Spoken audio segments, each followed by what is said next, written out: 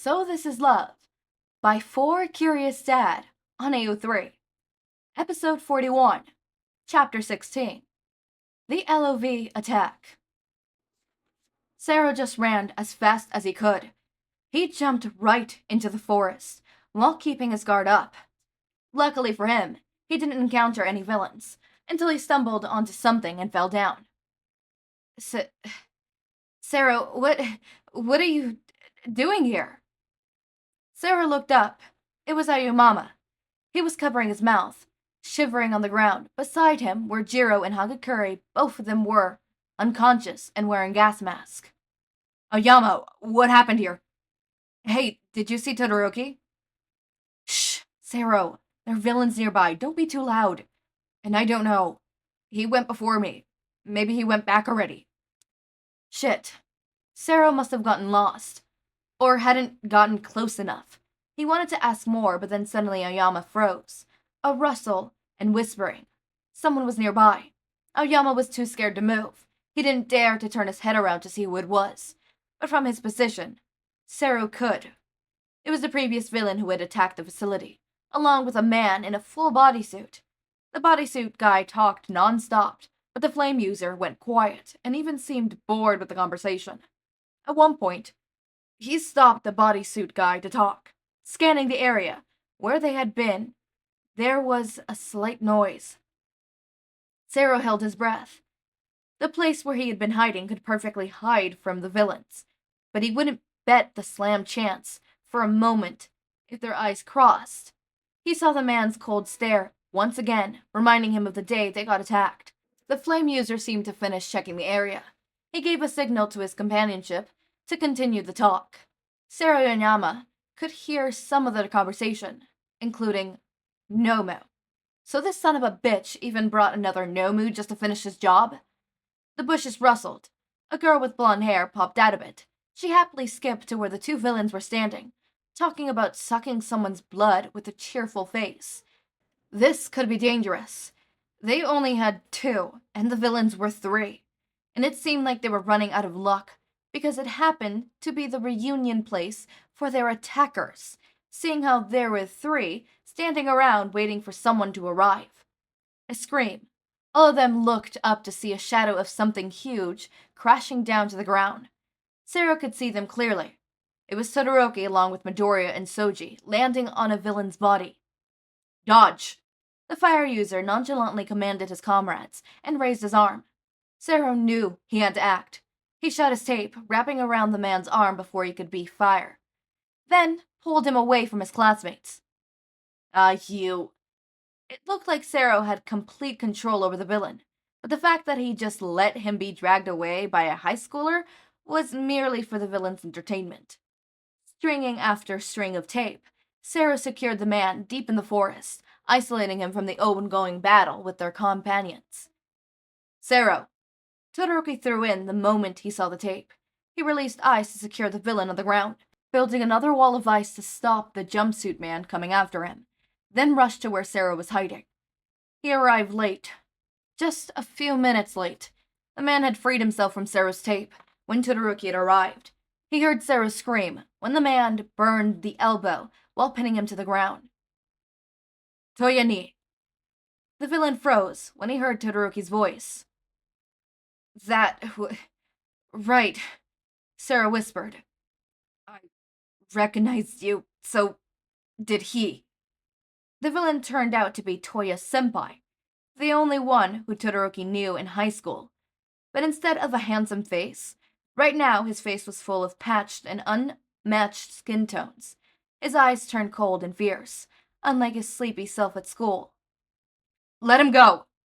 Todoroki led another wave of ice, separating Toya and Sero.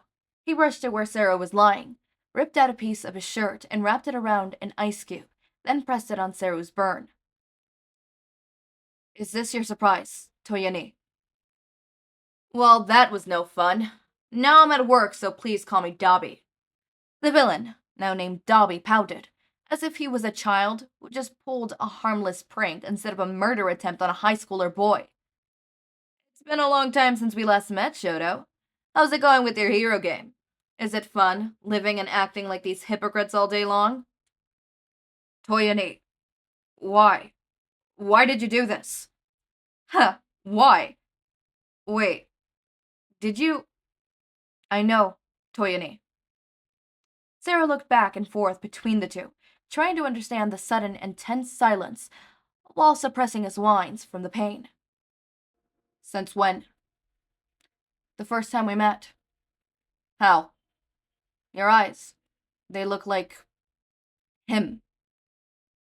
I had hoped that you would find out. I just never know that truly is unpleasant. Dabi sighed. I seriously used to be glad that you had nothing to do with this crap, like Natsui and Fuyumi, until you, well, changed your mind. Dabi paused.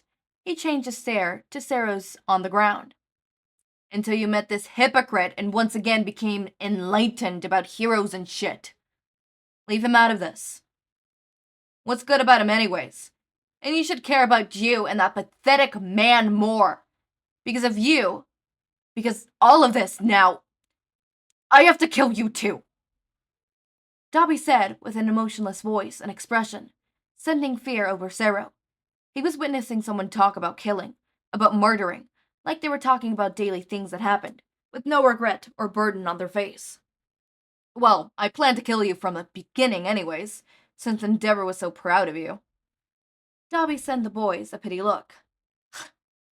Look at you now, naive and weak. You could have fun, living off a life knowing nothing. We could have a great time like it in the past. But no, you needed to ruin everything by following the man's dream like a faithful dog follow its owner, with its tail between its legs. Dabi's voice turned higher. He let out a smile, which became scary and horrible because of the patches and staples. Tell me. Dabi raised his fist, now wrapped with his flame. What will Endeavor's expression be when he finds out his precious tool is gone?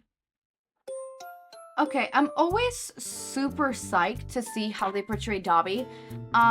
The one thing I love about My Hero Academia is how each character can be portrayed very vastly different, right? Toga, some people portray her in certain ways. Dabi is one of those characters that's super great. If I were to rewrite Dabi, I would make Dabi the biggest tragedy character. Because he would be the foil to Hawks' character, right? And he would obviously be the foil to Todoroki. But Todoroki's real foil would be someone else, right? But Dabi's true foil, and really intentional foil, that I'm going to play around with, that I would play around with if I were to write this, would be Hawks. Without a motherfucking doubt, it would always be Hawks, because that is such an interesting, foil. It's such an interesting, difference between the two and stuff like that, right? Well, they're both physically free, but they're not. They're not even physically free. Dabi is free from Endeavor, right? But mentally he's not. Hawks is not free from the Hero Commission, but he thinks he is. In his mind, he has never been trapped. He's never been a caged bird to begin with, right? And in Dabi's mind, he is completely 100% free. He's not trapped at all, not even in mind. Not mind, body, or soul. But obviously there's a difference. Sorry, I'm going into a whole ranting thingy. I'm super excited, super stoked. I'm also very, very scared. Super scared. What do you mean, die? What? Dabi, let's sit down and talk about this. Let's sit down. Let's talk about this like reasonable adults. Anyways, as always, my raindrops, make sure to eat, sleep, drink water, take your meds. Have a wonderful day or night.